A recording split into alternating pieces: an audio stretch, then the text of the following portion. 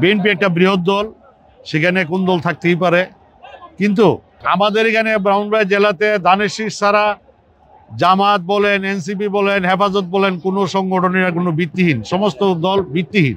একমাত্র বিএনপি সুসংগঠিত।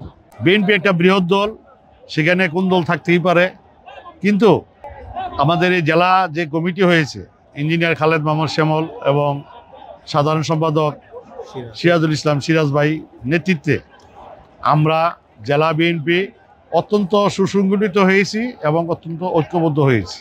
এখানে আমাদের মাঝে আর কোনো ভেদাভেদ নাই। সেই জন্য আজকে আমাদের ভারপ্রাপ্ত চেয়ারম্যান জনাব অহংকার তারেক রহমানকে আমরা ধন্যবাদ জ্ঞাপন করছি। পাশাপাশি ধন্যবাদ জ্ঞাপন করছি আমাদের প্রয়াত জেলা বিএনপির আহ্বায়ক, যার নেতৃত্বে প্রত্যেকটা উপজেলায় কমিটিগুলি হয়েছে। আমাদের জেলা বিএনপির সাবেক আহ্বায়ক মরহুম জিল্লুর রহমান, ওনাকে আল্লাহ বেহেশত নসিব করুক, ওনার নেতৃত্বে প্রত্যেকটা উপজেলায় কমিটিগুলি হয়েছিল।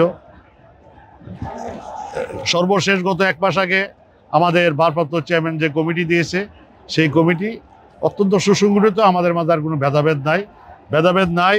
এটার জ্বলন্ত প্রমাণ আজকের এই ব্রাহ্মণবাড়িয়া জেলার মিলন মেলায় শহীদ রাষ্ট্রপতি জিয়া রহমানের মাজারে পুষ্পস্তবক অর্পণ এবং ফাতেহা পাঠ অনুষ্ঠানটি আমাদের বিএনপির সিনিয়র যুগ্ম মহাসচিব রুহুল কবির রিজভী অল্প কিছুক্ষণের মধ্যে আমাদের মাঝে আসতেছেন। আমরা সকলে ভেদাভেদ ভুলে গিয়ে ঐক্যবদ্ধভাবে আমরা এখানে এসেছি। আমরা 100% আশাবাদী ফেব্রুয়ারি নির্বাচনে বিএনপি ইনশাল্লাহ ব্রাহ্মণবাড়িয়া জেলার 6টি আসনেই আমরা বিএনপিকে ধানের শীষকে আমরা জয়যুক্ত করতে পারবো ইনশাল্লাহ। এনসিপি আসলে একটা নতুন দল, এদের মতো করে অনেক কথাই বলতেছে। এই তত্ত্বাবধায়ক সরকার আমলে এরা যখনই যা বলতেছে কোনো কথাই এ পর্যন্ত কোনো কার্যকরী হিসাবে হয় নাই।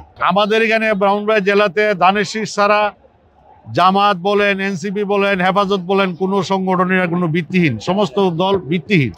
একমাত্র বিএনপি সুসংগঠিত, অন্য কোনো দল এখানে ইনশাল্লাহ জামানত পাবে না।